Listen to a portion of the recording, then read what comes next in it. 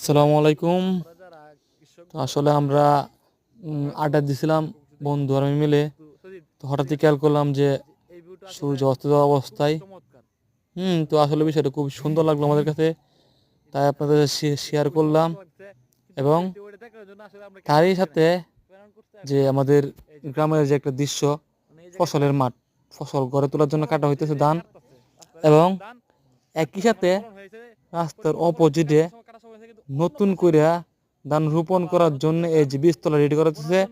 হ্যাঁ, তো আসলে এই দৃশ্যগুলা গ্রামে দেখা যায়, শহরে তো এই দৃশ্যগুলো দেখা যায় না। তাই আমার কাছে ভালো লাগলো, আপনাদের সাথে শেয়ার করলাম।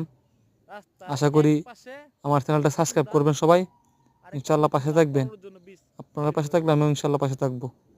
আর আপনাদের জন্য সুন্দর সুন্দর ভিউ আপলোড দেবো। এই যে চন্দ্র, সরি চাঁদ, চাঁদ দেখেন কি সুন্দর ভিউ।